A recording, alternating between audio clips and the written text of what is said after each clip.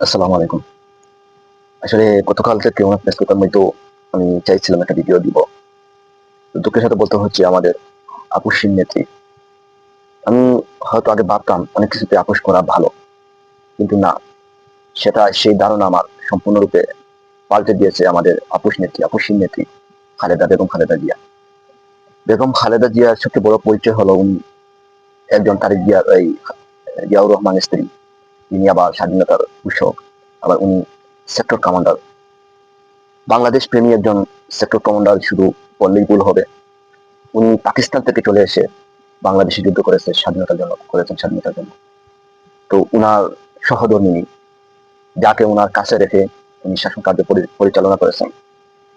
আর সবচেয়ে বড় আরেকটি কথা হলো, উনি যে তিনবার প্রধানমন্ত্রী হয়েছেন, উনার আচরণ আমরা দেখেছি কোনো দেশের পারপাস সাফ করার জন্য নয়, স্ট্রেট ফরওয়ার্ড। যিনি রাজনীতিকে একটা জনগণের রাজনীতি মনে করতেন, সেটা একটি উদাহরণ দেওয়া যায়। যেমন শেখ হাসিনা বলতো, আমরা ভারতকে যা দিয়েছি, ভারত আমার প্রকৃত বন্ধু, ভারত বাংলাদেশের সবচেয়ে কাছের বন্ধু, ভারত ভালো চায়, ভারত বাংলাদেশের স্বাধীনতার জন্য এই এই অনেক কিছু করেছে, অনেক কিছু। কিন্তু খালেদা জিয়া এসব বলেছে কখনো না। খালেদা জিয়া ঠিক জিয়াউর রহমানের মতো ওপেন রাজনীতি করে দিয়েছেন, যেখানে বাংলাদেশের প্রত্যেকটি এই ধর্ম ধর্মভিত্তিক দলগুলো এই নির্বাচনে অংশগ্রহণ করতে পেরেছে। শুধু অংশগ্রহণ করেনি, বিএনপির সাথে যুদ্ধ হয়েছে। তখন অনেকে অনেক কিছু বলবে, এটা স্বাভাবিক বলতে পারে। তো তাহার জান্নাতুল ফেরদাউস কামনা করি, আল্লাহ তাহাকে সর্বোচ্চ মুকাম দান করুক, এই কামনা করি।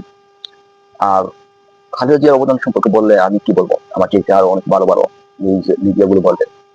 সেটা আমার, মানে আমি ক্ষুদ্র ব্যক্তি, সেটা বললে ভুল হবে। আমি যেটা বলছিলাম, খালেদা জিয়ার এই আপোষহীনতার কারণে বাংলাদেশ এই দীর্ঘ 16 বছরে স্বৈরাচার খুনি হাসিনার কবল থেকে মুক্ত হয়েছে। এটা শুধু আপোষহীন মানে কি, একজন দেশে দেখেছেন, আপনারা চিন্তা করবেন, যেখানে খুনি হাসিনা 19 থেকে 20 হলে উনি বিদেশে চলে যেতেন, উনি চিকিৎসা নিতেন, ওনার কখনো কোনো সমস্যা হয়নি। যিনি উনি দেশে দেশে থেকে